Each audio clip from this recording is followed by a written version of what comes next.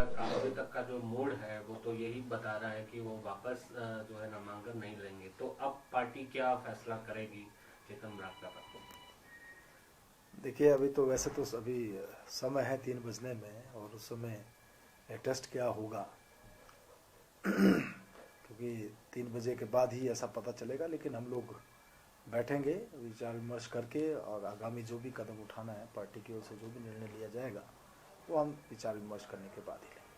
Sir, मनाने की कोशिश हुई क्या, बातचीत हुई निश्चित रूप से हर बार कई बार उनसे आग्रह किया गया कि जो एक निर्णय राष्ट्रीय स्तर पर हुआ, एक सैद्धांतिक निर्णय लिया गया पूरे देश भर में, और उसी के दृष्टिगत जुब्बल कोटखाई में भी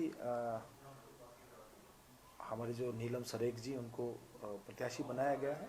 हम इस निर्णय के लिए राष्ट्रीय नेतृत्व ने, जिस प्रकार से राष्ट्रीय नेतृत्व का निर्णय आया और चेतन जी को प्रत्याशी नहीं बनाया गया, तो हमने आग्रह किया था, क्योंकि अभी चेतन जी के पास लंबा समय है, लंबा कैरियर है, और पार्टी अवश्य ही आने वाले समय में आगे क्या स्थिति होती है और किस प्रकार से हम आगे बढ़ सकते थे। लेकिन अभी तक जो मेरे पास जानकारी है उसके हिसाब से अभी तक तो नामांकन वापस नहीं हुआ है, लेकिन अभी 3 बजे तक का समय, देखते हैं क्या होता है। सर, अगर नहीं लेते हैं नामांकन वापस तो क्या अगला कदम? देखिए, हम लोग अभी उसके बाद बैठेंगे 3 बजे के बाद, जब पुख्ता जानकारी कोई मिलेगी क्या स्थिति रहती है, क्योंकि आज लोगों को सिंबल्स भी अलॉट हो जाएंगे, कहाँ पर कितने प्रत्याशी रहते हैं और किस प्रकार से वो हम विचार विमर्श करके फिर आगे बढ़ेंगे। ठीक है सर, इसके अलावा अगर बात करें तो नाराजगी काफी जगह देखने को मिल रही है। अर्की में भी नाराजगी खुलकर सामने आई है। गोविंद राम शर्मा कहते हैं कि मैं प्रचार नहीं करूंगा। तो क्या जो ऐसे नाराज लोग हैं, फतेहपुर में भी वो स्थिति है, तो क्या उन नाराज नेताओं को मनाने की कोशिश नहीं हो रही है? देखिए, अभी अर्की की बात है या फतेहपुर की बात है, निश्चित रूप से कई लोग ऐसे थे जो चुनाव लड़ने की क्षमता भी रखते हैं और चुनाव लड़ना चाहते थे, लेकिन जब पार्टी का निर्णय हुआ है और सब लोग साथ हैं, चाहे वो अर्की में गोविंद राम शर्मा जी हैं या फिर फतेहपुर में हैं, वहाँ हमारे कृपाल परमार जी जो वहाँ से टिकट चाह रहे थे, लेकिन पार्टी का निर्देश हुआ है, अभी सभी लोग साथ में हैं। कृपाल परमार जी आपने देखा होगा हमारे साथ ही जुब्बल कोटखाई भी गए थे और अभी मंडी क्षेत्र में काम कर रहे हैं। गोविंद राम शर्मा जी वो भी जो है पार्टी का काम कर रहे हैं, और सभी लोग इस समय पार्टी के साथ चले गए।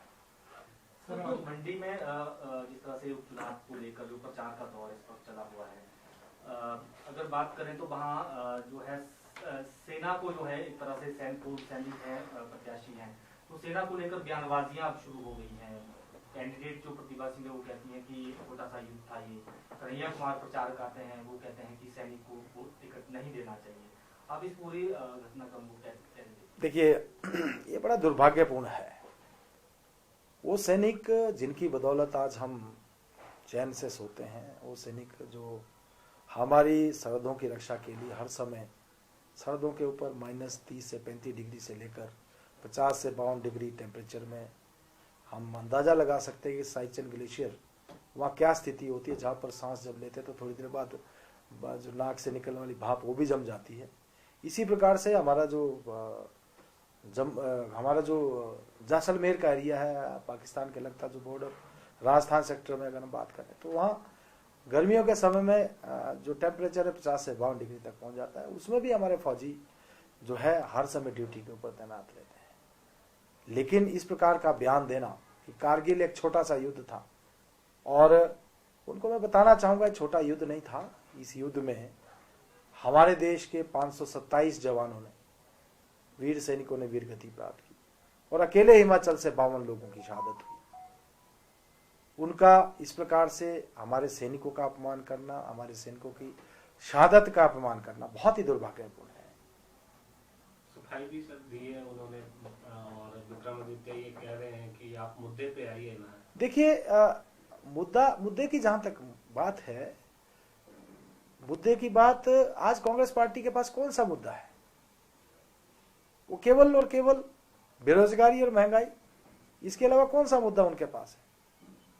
और बेरोजगारी में पूछना चाहता हूं कांग्रेस पार्टी के नेताओं से क्या जब उनकी सरकार पिछले 5 वर्षों में थी तो सबको नौकरी दे दी थी उन्होंने? उस समय बेरोजगारी नहीं थी क्या?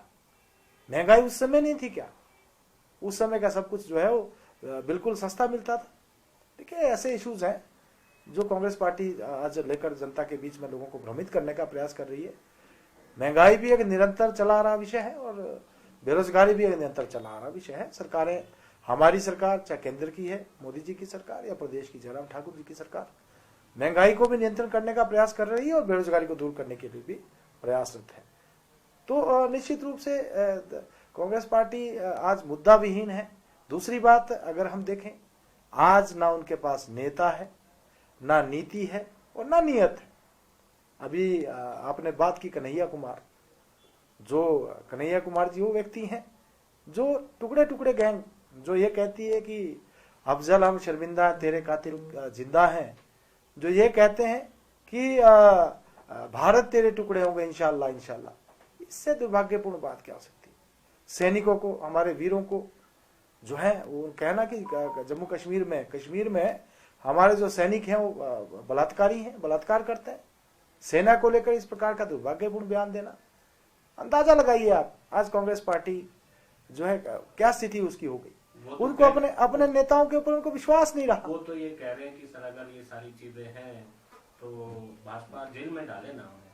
देखिए, मैंने ये बात कही कि कन्हैया कुमार समर्थन करते हैं उन लोगों का, टुकड़े टुकड़े गैंग का समर्थन करते हैं, फौजियों को रेपिस्ट कहते हैं, भारत तेरे टुकड़े होंगे इंशाल्लाह इंशाल्लाह, इससे बड़ी बात क्या हो सकती है? और उन सैनिकों का जो भारत माता की रक्षा के लिए अपने प्राण न्यौछावर करते हैं, कारगिल जैसा युद्ध, उसको कहते हैं कि एक छोटी सी लड़ाई थी जहां पाकिस्तान के कुछ पाकिस्तान के सैनिक जो है यहां पर घुस आए थे और उनको खदेड़ने का काम किया। मैं उनसे पूछना चाहता हूं कि आज तक जितने भी युद्ध हुए, चाहे चाइना के साथ हुए, पाकिस्तान के साथ हुए, कब हमारी सेना दूसरे देशों में गई जाकर उन्होंने अतिक्रमण किया हो? हर बार तो जो है 71 में पाकिस्तान ने अटैक किया, 65 में चाइना ने अटैक किया, और जो 99 में कारगिल हुआ उसमें पाकिस्तानी घुसे हमारी सीमाओं में। और हर युद्ध, चाहे वो 65 का था, 71 का था, या कारगिल का युद्ध था, सारे युद्ध थे। और कारगिल का जो युद्ध था ये भी एक बहुत बड़ा युद्ध था जिसमें इतनी शहादत हमारे लोगों की हुई। और हमारे जो वहां से प्रत्याशी हैं ब्रिगेडियर कुशाल ठाकुर, आज पूरा देश उनको कारगिल हीरो के नाम से जानता है, क्योंकि जो टाइगर हिल और तोरोलिंग हिल है उसके ऊपर अगर पताका, राष्ट्रीय ध्वज फहराने का काम, राष्ट्रीय पताका फहराने का काम किसी ने किया, उन चोटियों को जीतने का कार्य अगर किसी ने किया, तो ये ब्रिगेडियर खुशहाल ठाकुर थे, जो उस समय 18 ग्रेनेडियर्स के जो कमांडिंग अफसर थे। और इनकी जो यूनिट वहां पर थी, उसने वहां पर विजय हासिल की। और कांग्रेस की प्रत्याशी कहती है कि तो कोई ना कोई युद्ध था और ना जो है खुशहाल ठाकुर कोई उसके हीरो हैं। ऐसा बयान बहुत ही दुर्भाग्यपूर्ण है। और हमारी सेनाओं के प्रति ऐसा सैनिकों का अपमान करना, हमारे जो वीर जो शहीद हुए हैं, वो माताएं जिन्होंने अपने बेटे खो दिए, वो बहुत सारी हमारी वीरांगनाएं जिनका सुहाग उजड़ गया। लेकिन दुर्भाग्य की बात है कि कांग्रेस के नेताओं को और विशेष रूप से कांग्रेस के प्रत्याशियों को उनका दुख दर्द समझ में नहीं आता। सर, अब क्या फिर जो बाकी मुद्दे गौण हो जाएंगे? एक बात उन्होंने ये कह दिया, स्पष्टीकरण नहीं। देखिए, ऐसा है, भारतीय जनता पार्टी विकास के मुद्दे के ऊपर चुनाव में गई है। हम जो हमारी केंद्र सरकार में माननीय मोदी जी के नेतृत्व में जिस प्रकार से बहुत सारी जन कल्याणकारी योजना और बहुत सारे काम इस देश में हमारे लोगों के हुए हैं, उसको लेकर हम जनता के बीच में जा रहे हैं। और जिस प्रकार से श्री जयराम ठाकुर जी ने इन 3.5 वर्ष का जो कार्यकाल हुआ है, जो विकास के काम किए हैं, जिस प्रकार से कोविड के समय में भी हम जो हमारे देश में हम टीकाकरण में नंबर 1 पे आए, आज जो 18+ की कैटेगरी में जो है एलिजिबल कैटेगरी में देश में पहला राज्य बने हैं जिसने जो है 100% वैक्सीनेशन कर लिया।